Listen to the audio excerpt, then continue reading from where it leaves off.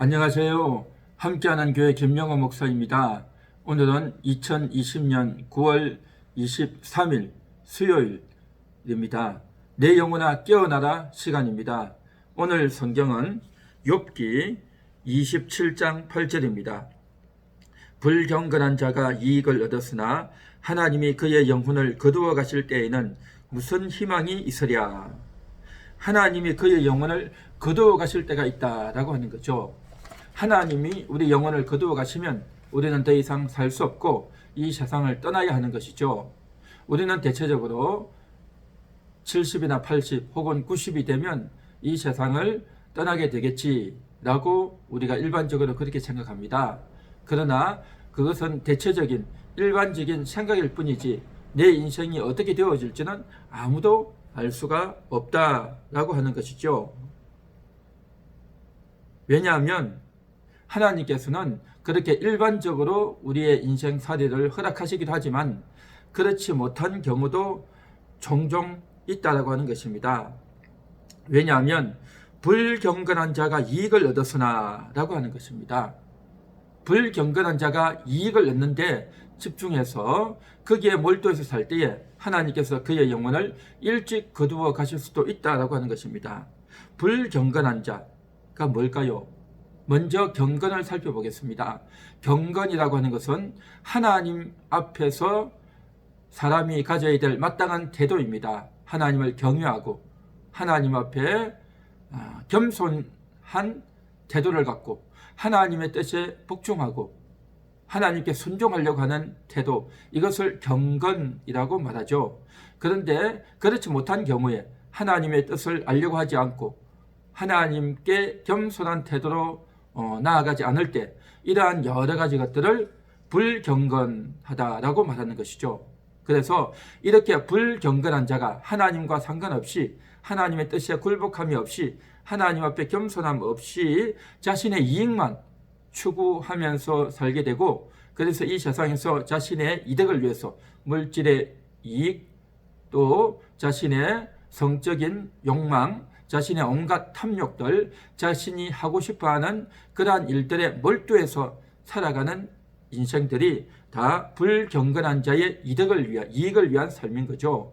우리가 물질만 생각하기 쉬운데 그렇지 않습니다. 자기 자신의 정욕과 욕심과 하고 싶어하는 그러한 욕구에 자신의 그 본능에 충실해서 살아가는 이 모든 행위들이 불경건한 자의 이익인 것이죠. 그래서 자기의 이익만을 추구하고 가족을 돌보지 않고 또 하나님의 뜻에 불순종하면서 살아가는 이러한 불경건한 자의 이익은 하나님께서 그의 영혼을 일찍 데려가실 수도 있다라고 하는 것을 성경 곳곳에서 이야기하고 있습니다.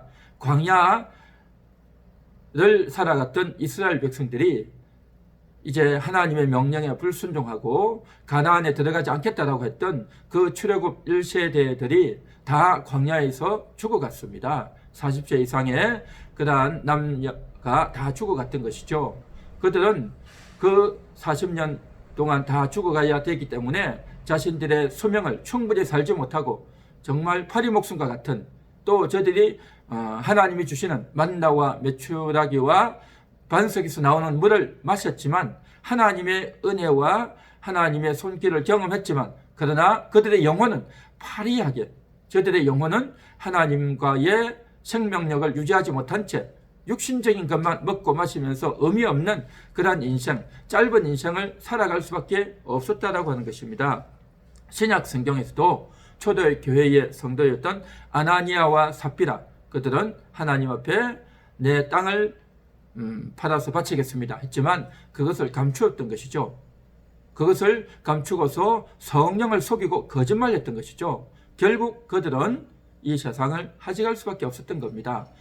다른 사람들이 교회에 헌금하는 것을 보고 또 많은 사람들이 칭찬하고 자랑하는 것을 보고 나도 저렇게 칭찬을 얻으면 좋겠다 하는 그러한 마음의 땅을 팔았지만, 그러나 이제 자신이 앞으로 살아갈 날이 걱정이 되고 두려웠던지 그것을 감추었던 것이죠.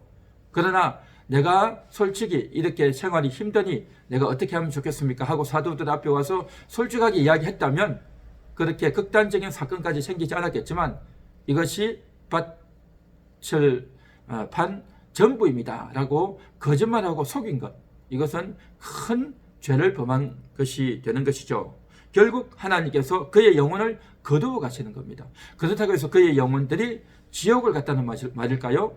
그렇지는 않습니다. 하나님께서 택한 백성들은 하나님께서 반드시 천국으로 인도하시죠. 그러나 이 땅에 사는 동안 죄를 안고 또 자신의 이득에만 몰두할 때에, 불경건한 자의 이득에만 그렇게 몰두하는 삶을 살 때에 차라리 그의 영혼을 지금 데려가는 것이 훨씬 그의 천국 생활을 위해서 필요하다라고 여겨질 때 하나님께서 그를 일찍 데려가실 수도 있다라고 하는 것인 겁니다. 그것은 모르죠. 누가 그러한 경우에 해당할지, 언제 그러한 경우에 해당할지 그것은 아무도 알 수 없습니다. 오직 하나님이 모든 것들을 주관하시고 하나님의 뜻대로 인도하시는 것이죠. 그의 육신이 너무나도 험악하고 또 죄에 노출되어 있고 또 불경건한 자의 이득에 굉장히 심취해 있기 때문에 더 이상 육신의 삶을 지속하는 것이 그의 천국에서 영원의 삶에 있어서 불리하다, 도무지 좋지 않다라고 생각할 때 하나님께서 먼저 데려가시는 것이죠. 그렇게 먼저 데려가시면 그의 영혼에 오히려 그것이 이득이 된다라는 것입니다.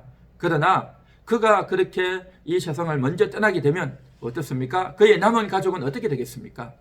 또 그러한 먼저 떠난 그러한 자신의 부모나 자녀나 남편이나 아내를 바라볼 때 다른 사람들은 어떻게 생각하겠습니까? 얼마나 큰 충격과 낙심과 또 이해할 수 없는 그러한 충격에 빠지겠습니까?